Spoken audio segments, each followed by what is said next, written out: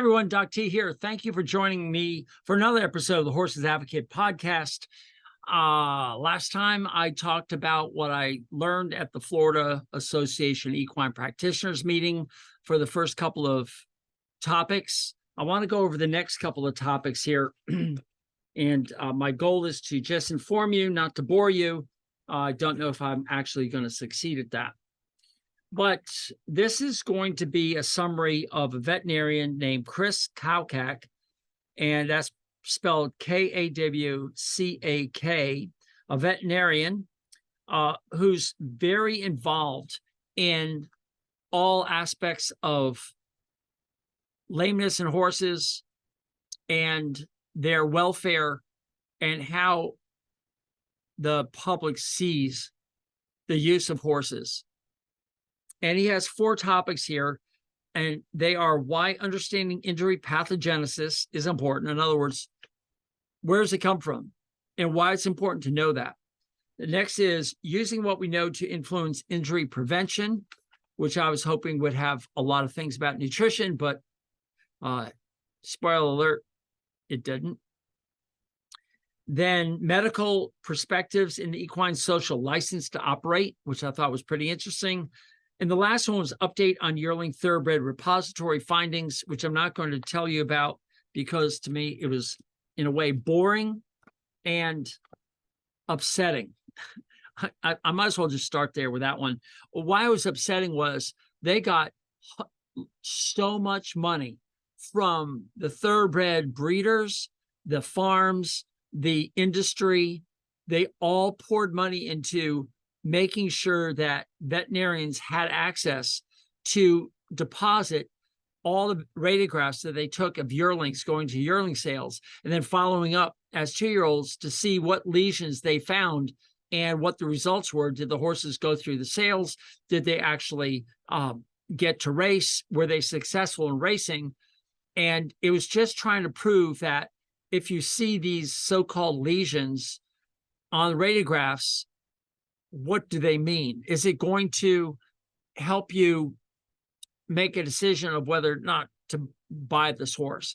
And it's pretty risky because it's transparent. In other words, he was opening up, seeing what's behind the curtains, so to speak, because you as the owner of a yearling going to sale are scared to death that somebody's going to find something on X-ray and it's going to ruin the sale, lower the price, or maybe the horse isn't going to be sold at all. And you've got some veterinarian who doesn't know how to read radiographs, and that veterinarian may have been doing this for 20 years and still be calling it wrong because there's no data behind it. So these veterinarians said, look, I don't care what's going on. Let's get a standard. Let's start taking radiographs. Let's start sending them to board-certified radiologists. We unified how they read these radiographs so they could grade them correctly. And then they started to apply grades to the horses for the fetlocks. And then they said, did the horse race? Didn't it race? If it did race, did it win any money? Did it place? Did it do just one race or multiple races? In other words, if you see this lesion, is it really a lesion we have to worry about or not? And I think that was great for the industry. I think it's a bold move on veterinarians' parts and breeders' parts, because we have to know that these horses are going to the racetrack and they're going to hold up. They're not going to have a catastrophic injury and ruin our veterinarians in the industry's perspective. Now, I know a lot of you out there listening to this podcast abhor, just vilify anybody who's got a thoroughbred and are racing them. And you certainly can. It's just, it's easy to do. You see a horse that gets injured catastrophically, and you say, we have no right to run these horses into the ground or ask them to do this. We shouldn't be running them. They don't have a say. And yet we have teenagers running around the field doing their sports. And yes, they're trying to get the girl or the guy or whatever. They're competing, but they could say no if they want to. But of course, there's all peer pressure, et cetera. So sometimes they have their own catastrophic injuries where they're running and boom, it breaks. I'll never, ever forget in football, the coach started to send me in, and then he says, no, wait, pulled me back and said, next play. And if I had replaced that player, his knee would be fine today. Maybe it's my knee that was blown out. I don't know. But it was that play where he had a catastrophic injury, he's on crutches and never played again. So, it occurs in humans, in everything, but we're under the microscope now. And that's why this veterinarian came and talked to us about the social understanding, social license, he calls it, to operate, and how it's really important to understand where this pathology is coming from, these things that cause these catastrophic injuries. So he ended it with this updated Yearling Thoroughbred repository findings, and I just gave you the summary of that. It's pretty interesting. But let's go to the beginning, where he says why understanding injury pathology is important. And number one is loss of use. I mean, people are investing a lot of money and time into getting a horse to get to the racetrack and to perform. And if you ever read Seabiscuit, the book, or saw the movie, you know that horse racing back in the 40s was it was the sport. I mean, it was the number one sport. If you've ever been to Belmont Racetrack in New York City, which most of you have never been, I guarantee you that it is one of the largest straight stadiums, not oval like around a football field, but just linear along it's unimaginable how many people are there, and the number of railroad lines that came out of New York City that brought people out there were just multiple, and they're still there. They're just not used anymore. And it's so sad that when I was going to Belmont Racetrack in the 90s and early 2000s, I could literally go up in the stands and shoot a gun and not hit anybody because there's just nobody there. But if you ever go, and I took Melissa down to the finish line, we stood on the track of the finish line at the Belmont Racetrack and looked up at the enormity of the stands. It just moves you. So many people came, so many people loved horse racing. And as soon as they brought betting to the OTB, off-track betting parlors, attendance just dropped. And of course, everyone got into the Thoroughbred game, and it diluted it out. The class is gone. Most people are operating on shoestrings, and we get a bad rap. But I understand if you don't like horse racing, I get it. Some people don't think we should have fish in a tank or dogs and cats at home, that we shouldn't have any pets at all. I get that. I still get mad at Elon Musk, who wants to send humans to Mars, but I know he's never asked any of the bacteria living inside us or around us or on us if they want to go. So, I mean, life isn't fair.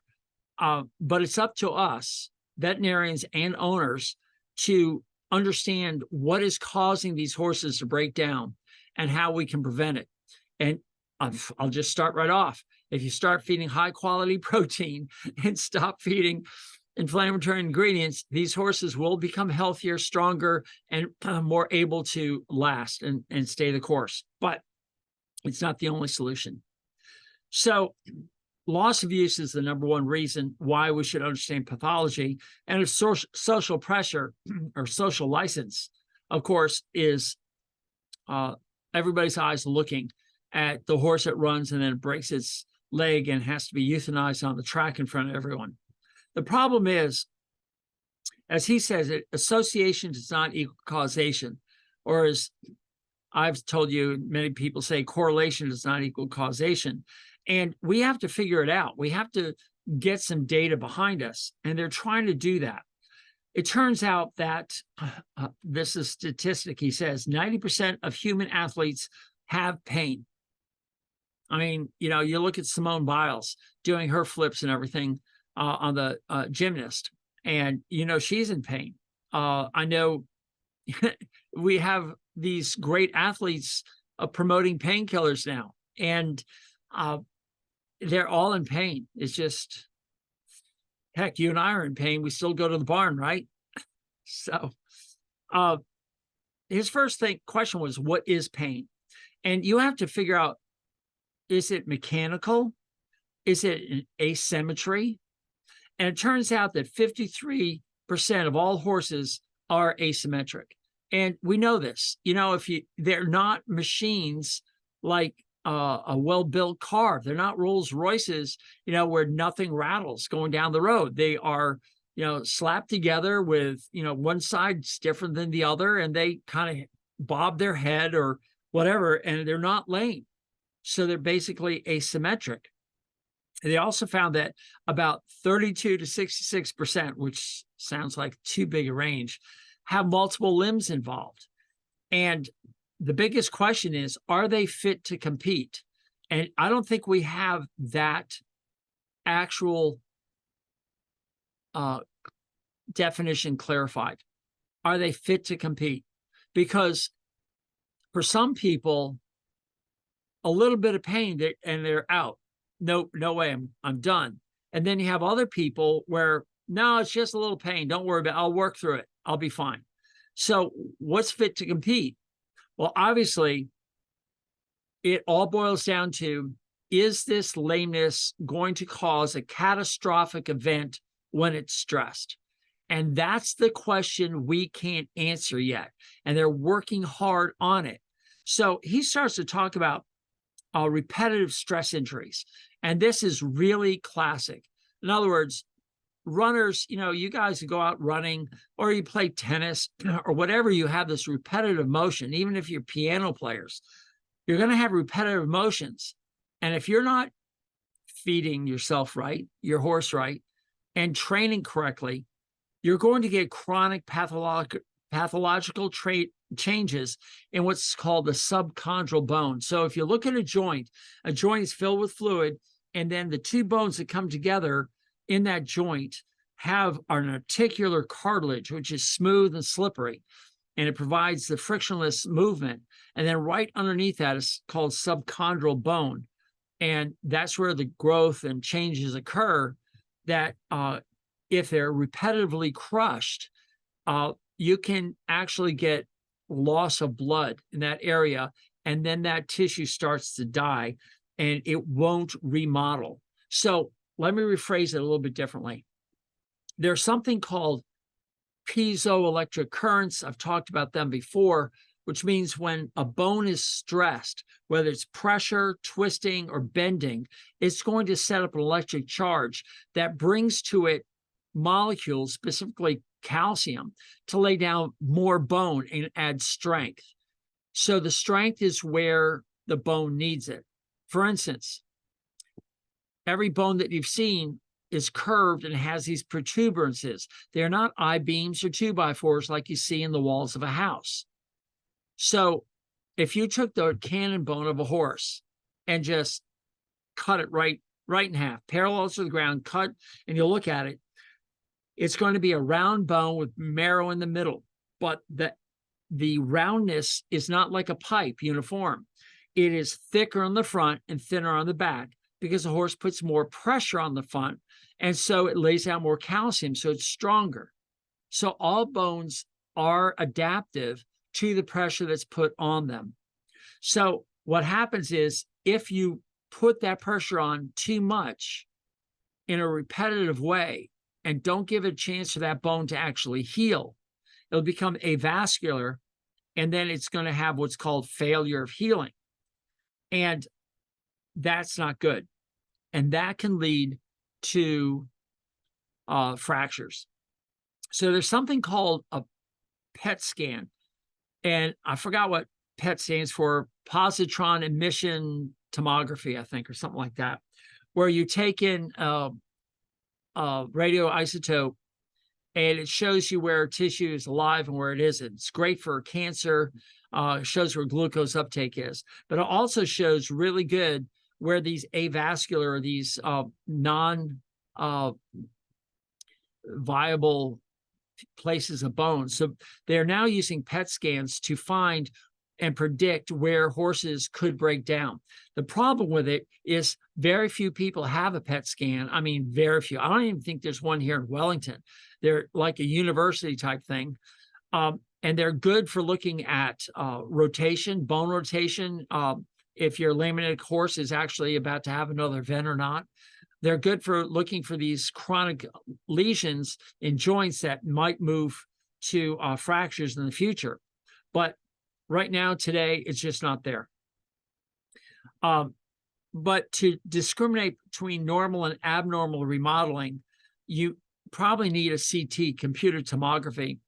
And not everybody has them. We've got them down here in Wellington, but go ahead in the middle of Florida or the middle of your state, and there's a good chance you don't have a CT scan. You're going to have to haul your horse in there, and then they're going to scan, one leg, one joint, and they say, yeah, you're good to go. So you go back to training, and then you come back a month later and say, well, how about now? So it's not very practical. There are a lot of things that we can look at, such as the age of the horse, how fast you're working your horse, because the faster you go, the more load you're putting on it, the weight of the horse, and how long you're going. I mean, if you're just doing quick sprints versus an endurance ride, I mean, the length of time that you're putting that pressure on the horse will give you a rate of progression. So remodeling with rest is important. That's very, very important. And the problem with that is, if you rest a horse for 60 days because it's got some sort of bone injury and you rest them, they actually have a reaction that takes bone out. So it becomes osteoporotic. And a lot of these horses that fracture are actually returning to work after 60 days of rest. So going back into training is very, I don't want to say hard, but it has to be done correctly. And a lot of these horses come back too fast, and they don't realize that the bone that was dying is now revitalized. But in the revitalization, because it hasn't had any pressure, the calcium's out, and they need to put them back into training too fast, and they break. They looked at epidemiology data, which just means they take a look at historical things that have occurred, retrospective studies, maybe prospective studies. But they look at it and they see some correlations, but nothing that can predict the outcome from individual data. So they could just say, well, 2-year-old thoroughbreds or 2.5-year-old thoroughbreds that are in training for 60 days, this is what was most likely happen. They can say, 33% of them are going to, blow out a sesamoid or whatever. But to go to your horse and say, your horse is going to have this problem, they just don't have it yet. They just don't have it. So the first thing we have to do is we have to absolutely determine what normal is, which is what that repository finding was trying to do. Here we got some yearlings that aren't even in training yet, or maybe they're in light work. Let's see what normal is. So that's something that they're trying to do. We have to figure out what clinical signs are associated with pathological signs. So you have a horse that, let's say you do a PET scan and showing an avascular spot and saying this bone isn't remodeling. What's the horse showing you? And if the horse has a high threshold of pain, he's working with no signs of a problem, well, the veterinarian and the trainer are all going to give approval for this horse to go into that race. And then halfway through the race, pop, it goes. How can we predict that? They just don't have it yet. But the PET scan could be the answer. But again, the PET scan not only is expensive, but you have to inject the horse with a dye that can be taken up by the scan. The CT is getting better at predicting fractures. But again, not everybody has CT, and not everybody can afford a CT. Let's say you just want to take your average horse to the average show ring, and you just don't want it to break down, and you're not going to go run out and find a CT scan to get it done. So they're now starting to look at something else, and it's going to be in the next lecture, but they're going to look at behavior, which I thought was absolutely interesting. Okay. But he finished by saying the practitioners and the trainers need to be at the forefront and get the perception of the rider. There's one guy there who said, I used to ride horses, gallop horses, train horses. Now I'm a veterinarian. I'm telling you what, the rider probably knows more than anybody. And I thought that was really interesting. All right, bear with me as I try to find the next one, because I have these all numbered. There it is. Found it. So the next talk was same vet, using what we know to influence injury prevention.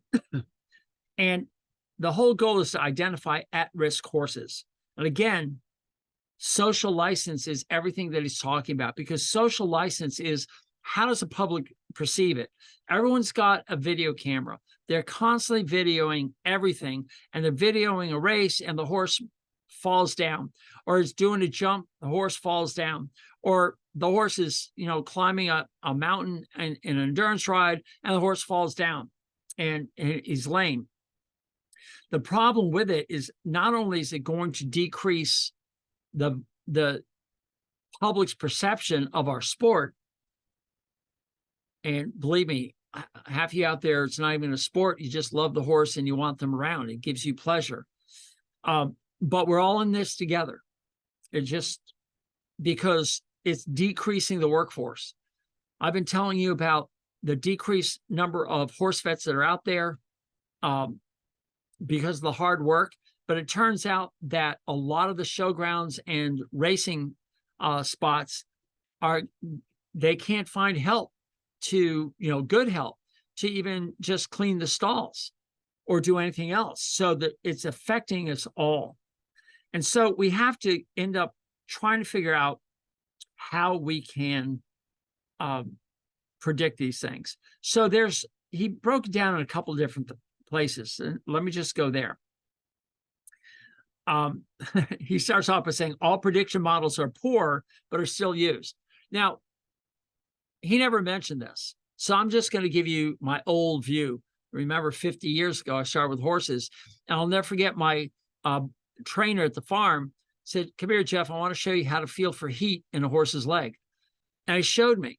He says, you just don't grab the leg where you think it might be hot. You start with your hand way up above. Let's say on the front leg. You start up above the knee on the forearm and slowly bring your hand down over the knee, or if you're into anatomy, the carpus, and then you're bringing down the cannon bone, maybe in back of the cannon bone, feeling for an increase in heat.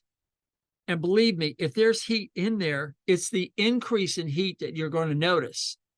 So you just don't grab for where you think there might be heat. Let's check the tendons. You go way up above and come down and go right past it, go right on down to the hoof and feel the hoof. And if there's any heat, your hand is going to feel that increase. That's something that you and I have with us at all times. And we should always be feeling our horses in training for any heat, because heat is a sign of inflammation. It is a big warning sign. They have thermograms.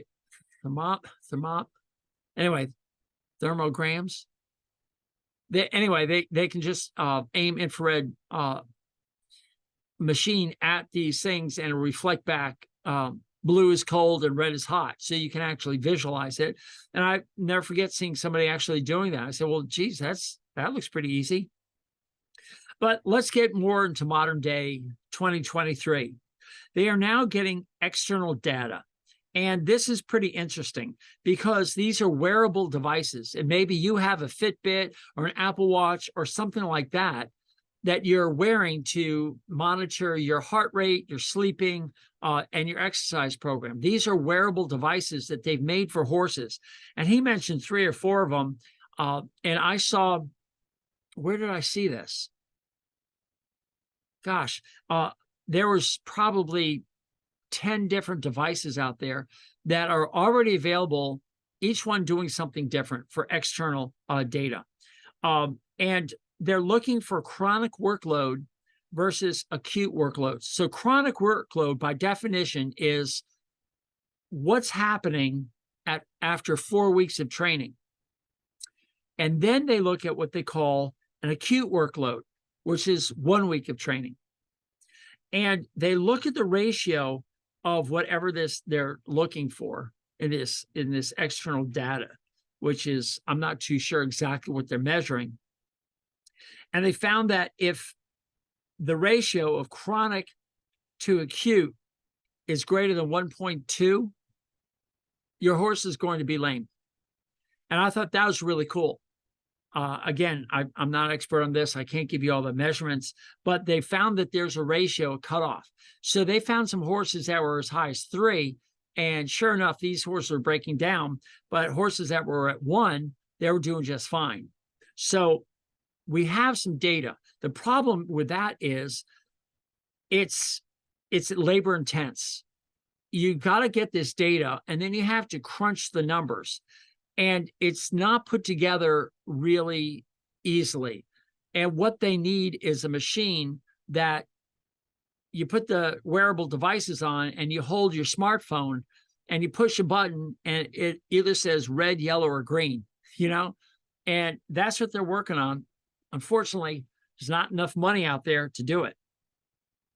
They also have things that do internal data, which is heart rate variability, continuous lactate monitoring, what the horse does in the 23 hours it's not training. And I found that absolutely fascinating because they're now looking at sleep as being very important for rest. And they got to find out, is the horse constantly walking in the stall or is he actually laying out flat?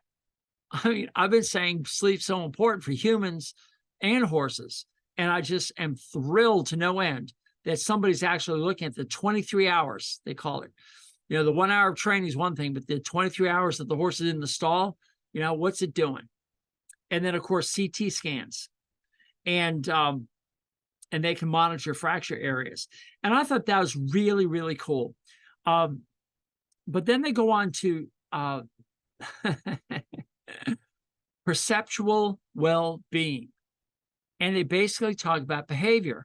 And they talk about the pain ethogram. Now, I did a whole podcast on that pain ethogram, the same one that he says that they're trying to use. And they're using it in human sports medicine, which blew my mind. But if there's 8 or more positives in the ethogram, an ethogram, if you don't know what that is there's 24 questions. Does your horse shake its head? Does your horse resist going forward? Or just behavioral things. They're all behavioral questions. And if you can answer yes to 8 or more, your horse is telling you he does not want to continue on. There's something going on. I need to stop and rest. And the problem is most horse trainers and horse owners are not tuned into their horse. I mean, you think you are, but sometimes you're not as much as you think you are. So this is just a straight ethogram. I went up to him afterwards and I said, I know about your ethogram, and the first 8 things on the ethogram can all be explained by just sharp teeth. And he says, yeah, I know. So get the teeth done, and you can say, well, these 8 things are no longer a problem. And now your horse is actually enjoying the training that you're putting him through. Absolutely. I mean, that's a no-brainer as far as I'm concerned, what I know. But if the saddle doesn't fit, if the girth isn't right, or something else, the shoe doesn't fit, all these things are going to be displayed as a behavioral issue, of which if there's 8 or more, you're going to have a horse that is going to break down. What I found fascinating is they're using this in the National Football League, National Basketball League, and the hockey, National Hockey League. And every athlete has to answer all these questions, and how they answer them will give them a green or a red. And if they're red, these guys have to go see a psychiatrist or whatever they call them to help them understand, look, if you're having problems at home, if your wife's beating you or the dog's lost or the children's having a tough time at school, this is affecting your ability to perform as an athlete. And because of that, there's a good chance that you will actually become injured and will completely be out of the sport, all because of behavior. And this presenter said, of all the professional athletes that he talks to, and he says, I talk to them all, the number one thing that they use as the best predictor of breakdowns of their human athletes is the behavior. And I thought that was fascinating, because today I got to see so many videos of very, very lame horses, and they were objecting. They were basically crying out, please stop. This hurts me.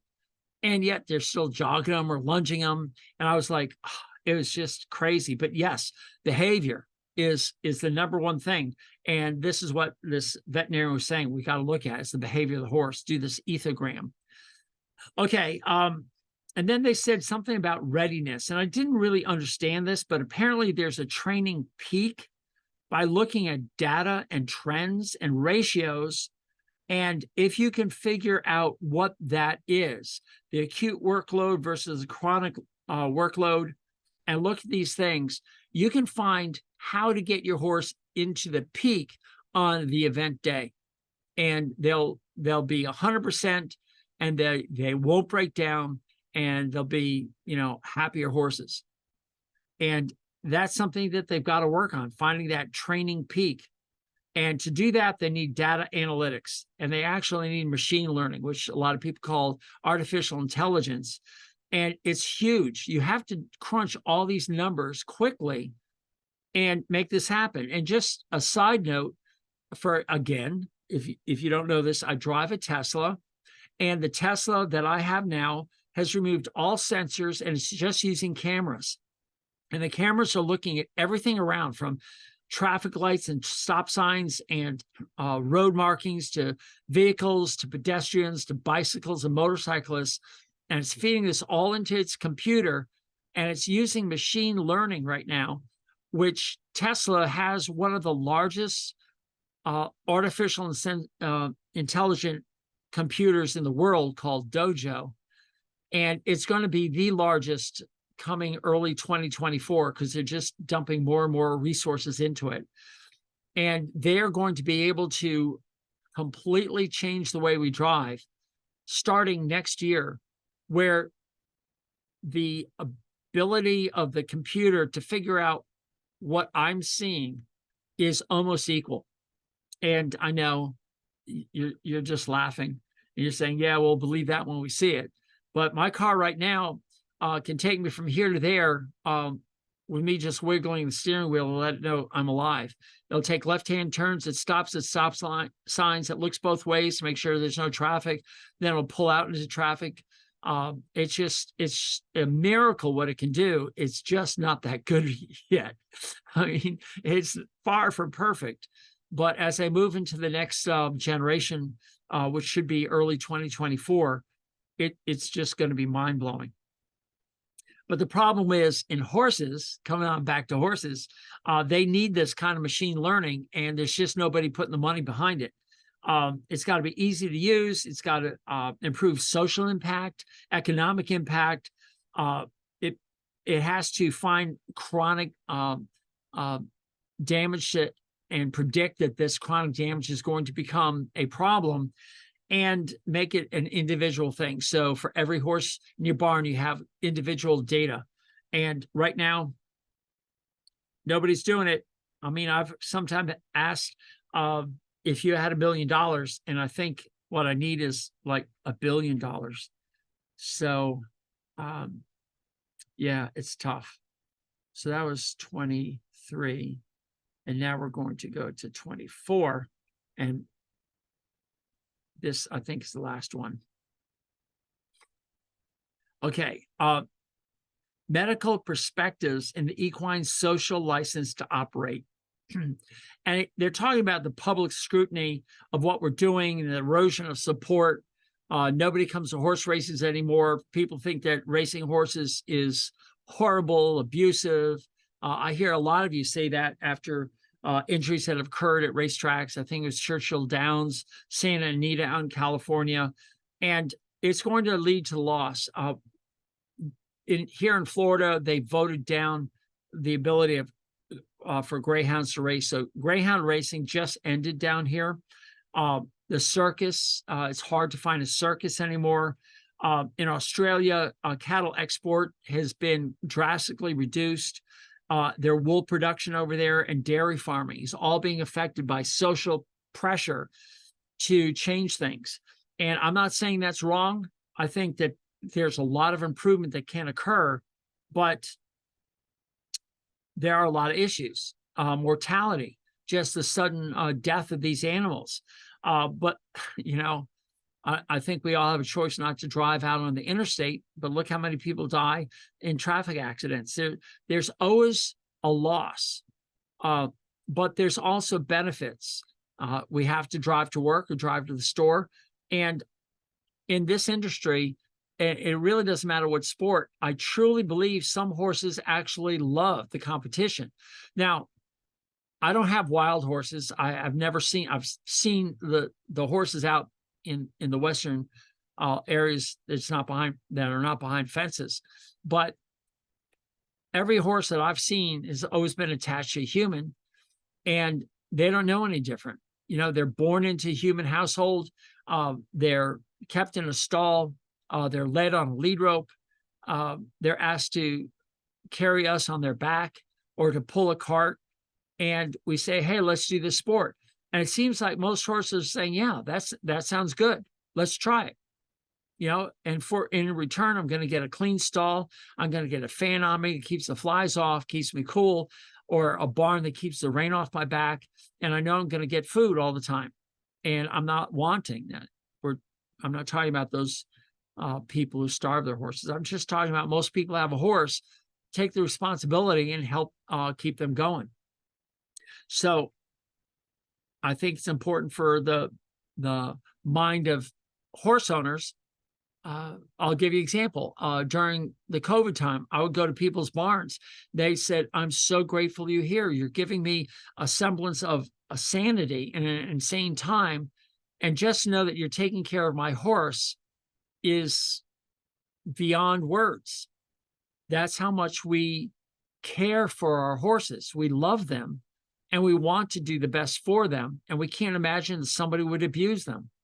But then somebody races a horse and they break down, and we immediately look at them and think that they're being abused. But in reality, it's just that we don't have enough data yet.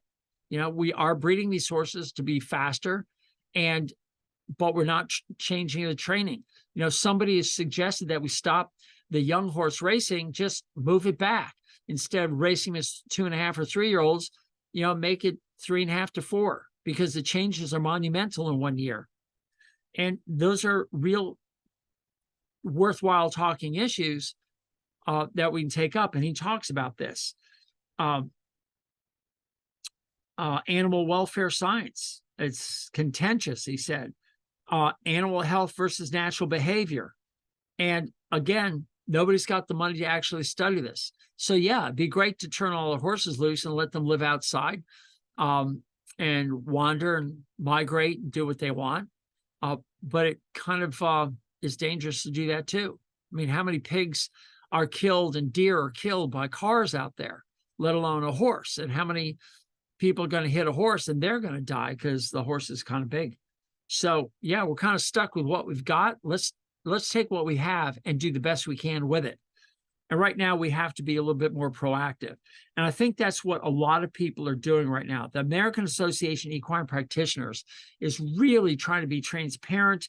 They have the on-call program. So if you're watching a race and something happens, there's 2 veterinarians right there on television with training that can tell you exactly what's going on and help people understand that what you're seeing really isn't what you're seeing. This is really what's going on, which I think is really good. It's been going on since 1991. They now have HISA, which is Horse Racing Integrity and Safety Authority, which is a government program that just came into being this year, and it's having a lot of hiccups, but they're trying to identify at-risk horses. They want to look at track surfaces, and they want to start using artificial intelligence or data analysis. So they are going to start getting some funding behind that. The FEI is ahead of HISA in the transparency of data, and they have a large public surveys. The Olympics in Paris 2024, they're building and testing. They came up with 46 recommendations, and the whole theme behind the Olympics this well, not this year, but in 2024 in Paris, is equine welfare. That's going to be the theme, and everything they do on camera and off camera, hopefully, is to place the welfare of the horse as number one. And there's going to be more horses pulled, and they're going to be very conservative about what horse can compete, what can't. And it's going to be very interesting. The FEI vets are focused on fitness to compete and humane treatment. No rider out there is going to be able to hit his horse with a whip. And they're going to create consistent welfare standards. But it's interesting. He said more people die on horses than on motorcycles. So, I mean, people die out there as their horse falls down, they die. And it's a risk the rider is taking. And they just want to decrease all of that. They want to make it a safe sport, but they don't want to take away the thrill. And they just need more data. And they said, you know what? We're going to do this by stepping out in front of it all. And we're going to start telling people what we're looking for and why this horse we feel is fit to race and why that horse isn't fit to race. And they're hoping that results are going to make a big difference in our social presence. So that's kind of good news for everybody. They're going to be assessing welfare, and he put 5 things. Number 1 is nutrition, but he never talked about what he meant by nutrition, which bugs me. Because I talked to him in the break, and he says, yes, he's going to talk about nutrition of the horse and how important it is, and then he doesn't. So that kind of bugged me. The physical environment, which includes the surfaces that they're operating on. The health of the horse, which is just overall general health. Then the behavioral interactions and the mental state. And they want to get more social interactions between the horses, more laying down and resting. And they want well, that's it for that. They're assessing the welfare of the horse, and they want to create a bioeconomic model for thoroughbred racing. And I don't know what a bioeconomic model is, but unfortunately, there's a lot of money involved in thoroughbred racing. And before you start pointing the finger at America or England or wherever you think horse racing, the United Arab Emirates, I don't care where you point, it turns out that the highest number of betting on horses is done in China. I'm like, are you kidding me? But that's what he said. He said, you know, highest betting population is China, and they want to come up with a long-term model. They have to determine the number of horses needed to increase economic gain and decrease the risk to horses. So isn't that the most perfect balance? I mean, from any point of view, whether you're a racetrack owner, a horse owner, a trainer, a jockey, a spectator, or anybody in between, or the guy who's actually working the racetrack, they want to make sure that they're going to earn the max amount of money in their sport and have the lowest risk of failure of that horse and increase longevity and health span of these horses. I think it's really good because they need to start to repair horses. They don't want to be euthanizing them. And I think it's a great goal, and they're striving for it. But again, here I am, you know, the lone guy out here screaming at the top of my lungs, let's stop feeding grain to horses. Now, these 2-year-olds and 3-year-olds that are racing their tail off, the excess sugar that they're feeding them is finding a way into their exercise program. They're burning it off. So they're not getting excess body weight. They're fit as can be, but I still believe that with that high inflammatory ingredients that they're feeding these horses, you're also going to get more inflammation products in the joints.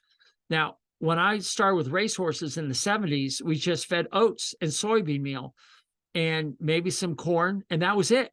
We didn't feed anything else. And they raced beautifully. Secretariat won in 1973 with, you know, the best time ever. Nobody's ever touched him. And he only had oats. You know, he didn't have these fancy foods with, you know, hundreds of ingredients in there, the names you can't pronounce, that all synthetic, imported from China. He did just great. Aladar affirmed, probably the same thing. And same in your sport. If you go back to the 70s and 80s, They were doing fine. All of a sudden, somebody gets this supplement and they start feeding it and they win. All of a sudden, the supplement, everybody's got to be feeding it. And it's just gone on from there. And there's absolutely no evidence that any of these supplements actually help your horse, but there's plenty of evidence that horses are not thriving.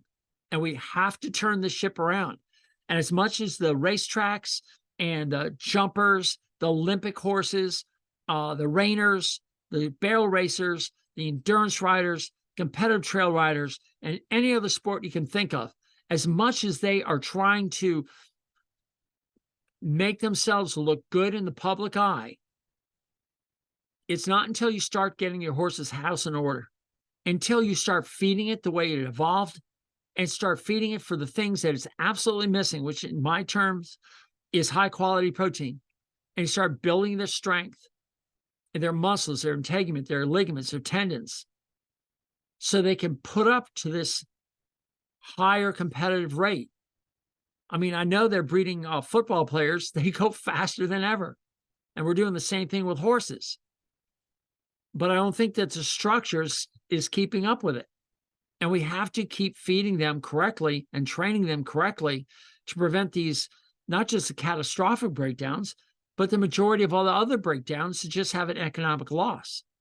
Let's try and get these guys 100% to the best of our abilities. Even if your horse is a backyard horse and you take it out on the weekends for a trail ride, you don't want to take him out that, early Saturday morning and find that your horse is lame. Where did that happen? Well, there's a lightning storm. It went running through the paddock and he slipped and oops. All right. So could that have been prevented with better nutrition?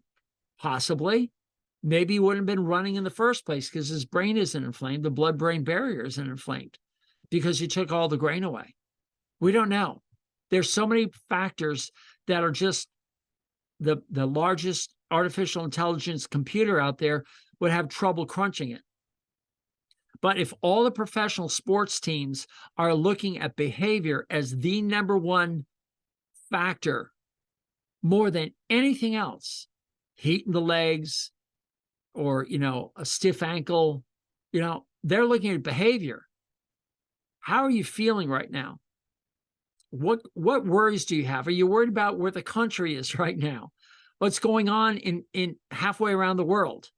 What's happening to your daughter or son or your parent or, in your own life?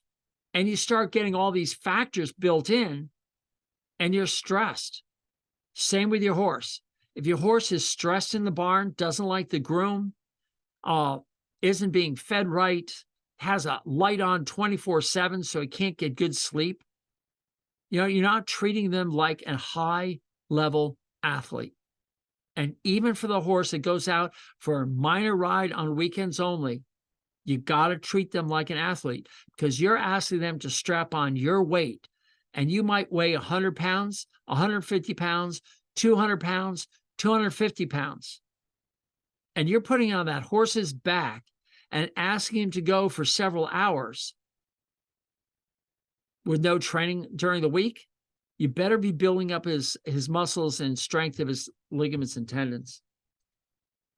All right, I bored you enough with this one. I think, let's see. My next one's going to talk about EHV1, upper airway disease viruses and coronaviruses, and EPM. And that was pretty interesting talk. He also had a very thick French accent. I guess we're getting all these French people.